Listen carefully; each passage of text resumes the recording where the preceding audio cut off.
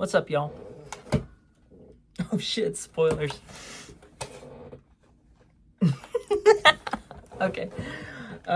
Just got in from work. Big weekend.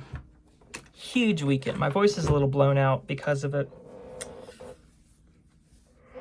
Did some, had a wedding to go. My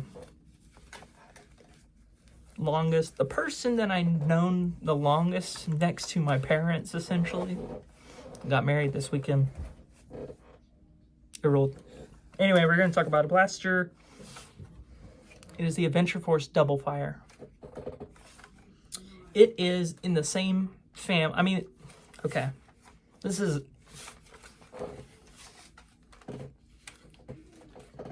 tiny blaster.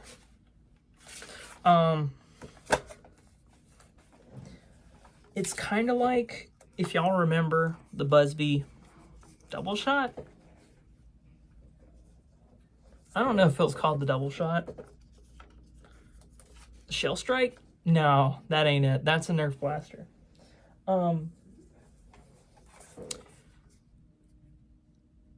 Okay, the Busby Rapid Fire Tech was the lever action one. And there was a double barrel one that you could, it's a prime on open double barrel blaster. This is functionally the same blaster, except it does not take the shells that this old one did. No in-strike barrel lug. No, it ain't in-strike. Get out of here. It does have a shell carry in the back that you can, a shell carry. A dart storage. It clicks in. I could not tell you what side to put it on because the grip is atrocious. This grip is awful. It is the reason why I don't like this blaster.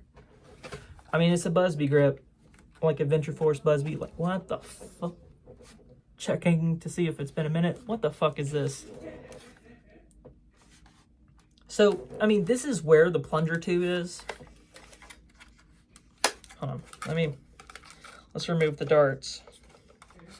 You probably could still find this on shelves at Walmart. So, like, I would not recommend getting this unless you really like double barrel, like Elmer Fudd-ass looking guns. Blasters. Either way. I like double barrel shotgun style. I mean, like, you know. So,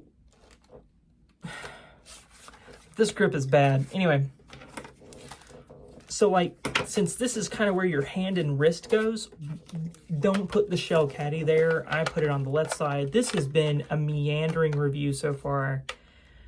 Forgive me. I don't think anybody comes to me for direct and to the point. This blaster's not really relevant. Anyway, very long, like, latch to keep you from... So you really kind of got to, like, brace it. This string is what is priming the blaster. So, like, when you lever it down, this is pulling the priming bar. You know, that way. And then when you close it, see, this is where the chamber is.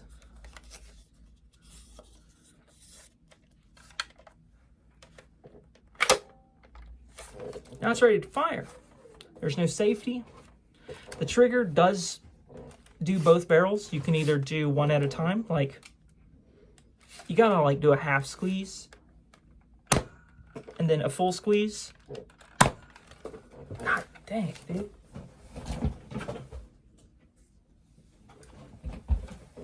And then you do it all over again. Not for the faint of heart. The only reason why I'm like fucking hot. The only reason that I'm like gung-ho about this is because the Busby double barrel shotgun shell blaster was the same way. And I remember the longest time thinking that I had like a lemon because I was like, this thing is not firing very well. One, okay, it was a Busby blaster from like 2007, 2008. Their performance wasn't great anyway, but it's because I wasn't priming it all the way. I was doing like, because I was scared of breaking it, because like the plastic for this is way better than the old one, because at least it doesn't like creak that bad. Like, you really gotta take your darts. One thing that takes me out of it, air quotes, is that with the other double barrel blaster, I keep referring to it, I really oughta. The double shot seems a little too simple. You could break it and then you loaded the shells into, it had like a little spring chamber down here. That being said, the performance was also dog shit, so this, at least you're putting it right in the airflow. But it's not like, kind of like with the, something that I keep saying with like sniper style blasters, that like when it's a bolt action blaster, straight pull isn't quite it. You still kind of want that rotating of the barrel, or the cocking handle. The bolt, duh, it's a bolt action blaster. Anyway, this one, something I don't like about this style of blaster, as much as I like the having both barrels ready to go, if you may remember, I did another double barrel blaster like early in my renaissance, my return to doing YouTube videos, where I was testing out, you know, barrel stock attachments. That one you fired one and then you had to prime again and then fire again, or, you know, you have to prime in between them. This one you don't, and that makes it more like a double barrel. Problem with that is that you cannot carry this thing loaded without it also being primed. So like, okay, hyper-specific example that probably wouldn't matter too much is if you're playing hide and seek, as you do, where one has a blaster, I wouldn't recommend like being the seeker, having to carry around your loaded blaster, because the longer you, for those who may not know, when you prime a blaster, you're putting a spring under tension. And the longer that spring is under tension, the weaker the shot's going to be. So ideally, you want to not have it primed as long as possible. Not have it primed as long. You don't want it primed for long. So what I'm trying to say, this blaster kind of makes you, that's why like other blasters with like decocking are cool, like the Caliburn and the Indra. You can prime them, you can load them and then deprime them so that like the dart is ready if you aren't getting into action immediately. This isn't really that important. I mean, like if you were taking this to like a scenario event, like an airsoft or paintball scenario event where like it's a good idea to be on the ready, you're probably not going to be opening this and loading it if you're not about to immediately use it. Humans vs. Zombies would not recommend. Like, yeah, because it's a two-shot kind of shitty blaster. That's not why I wouldn't recommend it. It's just because when it is primed, I wouldn't even recommend it as like a bang, like a secondary sawn-off shotgun Mad Max style a situation fixer kind of blaster. I wouldn't even recommend it for that. This is at best a plinker. And it's not really that good at that either.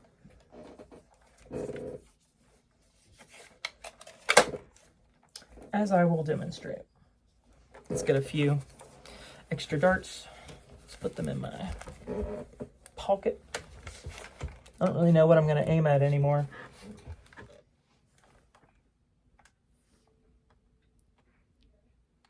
I'm trying to see if you can see the chicken. There's a chicken right there. That's our quarry.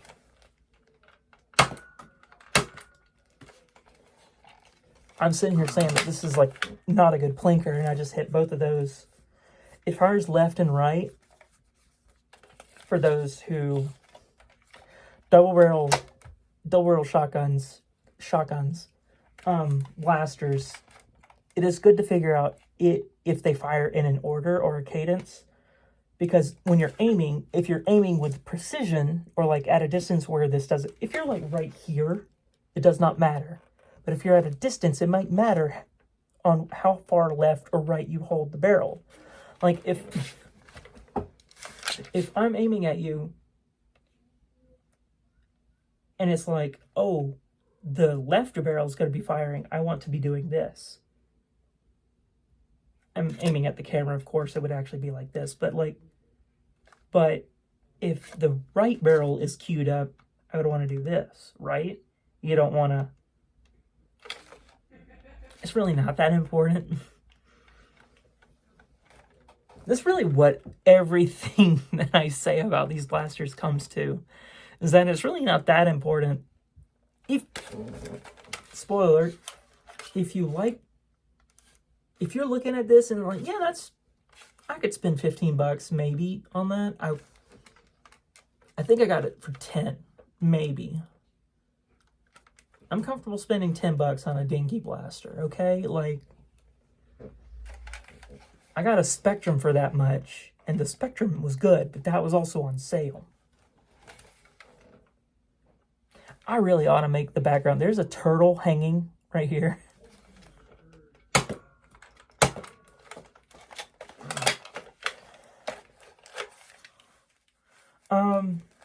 As far as like how tough it is to prime, I wouldn't really recommend it for kids, which is ironic because these are all kids' toys. But I'm gonna go for the usual teal square here. But because of the priming weight involved, I would not recommend getting this for a kid. Just, you want to make sure the kid can use it, right? Like, that's the point of a toy. I don't know if y'all knew this. I don't know if you knew that. I'm so happy that I can tell you that the purpose of a toy is hopefully for a child to use it. I would not call this very user-friendly. I was just shooting at the pink thing at that point. I think I got, what, one more dart? I'll put it left side. We'll go, I think you can see trout up there. It's a regular Big Billy Buck hunting video game this episode, huh? I ought to get a trucker cap. I do need a new one. Or rather one that's not like trashed. I really like trucker caps. That should come as no surprise, given my uniform. Anyway, Adventure Force double fire. It's okay. That's about it. You're definitely not going to get your Doomslayer kind of vibes out of it, which is kind of sad. I do wish that there was a good double barrel blaster out there. Now, if one of y'all happen to be good at 3D printing and like designing things on CAD and stuff like that, make me a double barrel Spring Thunder. A Spring Thunder 3D printed shotgun, kicks ass, great shell construction, etc. Make a double barrel blaster that uses those. Ugh. It would rule. Anyway, because I don't really want to try to like... No, I should fit all my jolts into one video, huh? Anything else?